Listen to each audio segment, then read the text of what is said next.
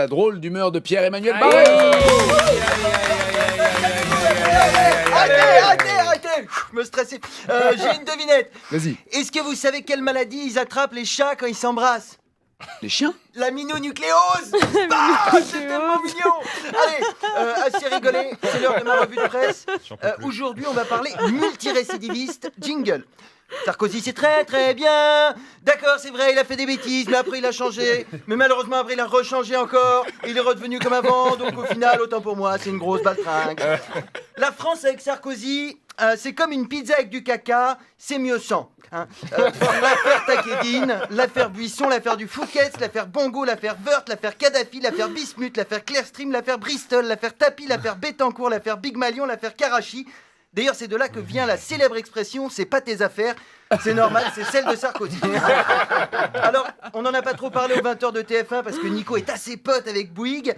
Mais hier, Mediapart a révélé l'existence d'un carnet appartenant à l'ancien ministre du pétrole libyen dans lequel il détaille des versements de 6,5 millions d'euros à Sarkozy.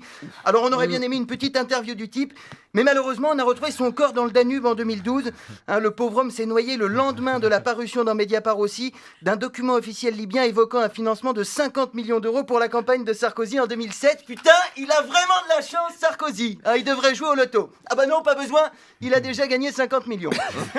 Non, au final, on ne sait pas vraiment combien il a touché des Libyens, mais à mon avis, Kadhafi a moins dépensé pour la campagne de Sarkozy que ce que le procureur dépense en timbre pour lui envoyer ses convocations au tribunal. On dirait que tous les matins, Sarkozy il se regarde dans la glace en se disant « Tiens, qu'est-ce que je pourrais bien faire aujourd'hui pour étoffer mon casier judiciaire ?» S'il y avait une justice, il serait tellement condamné qu'on devrait le cloner autant de fois qu'il a de dossiers, l'emprisonner avec ses 3000 petits clones et les laisser s'enculer sous les douches pendant 200 ans. Alors après, c'est normal qu'il se soit si bien entendu avec Kadhafi. Nicolas, il sait accueillir les dictateurs. Ben Ali, Bongo, Al-Assad, même un juge de la Cour pénale internationale, il reçoit pas autant de fils de pute dans son bureau. Sarkozy, c'est son kiff, les dictateurs. À mon avis, il demande à Carla de se dessiner une petite moustache sous le nez avant de le sucer.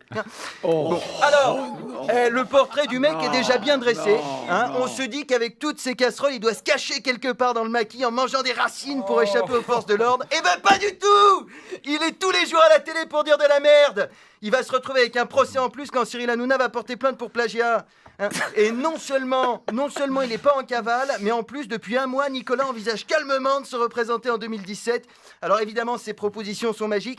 Il veut passer la retraite à 64 ans, rendre le service militaire obligatoire pour les jeunes chômeurs, supprimer le regroupement familial et redonner à la France le goût du travail parce qu'il en a marre de l'assistanat. Et il s'y connaît en assistanat. Je vous rappelle qu'il est accusé d'avoir triché sur ses comptes de campagne en 2012 et qu'ensuite il a demandé à tous les militants de lui donner de l'argent pour rembourser à sa place. En assisté, le mec se pose là. Même un Rome, quand il veut te gratter une pièce, il a la décence de jouer un morceau d'accordéon. La semaine dernière, il était à Calais, il a dit « Si je suis président, la jungle sera démantelée avant la fin de l'été !» Mais c'est toi qu'on devrait démanteler, mec.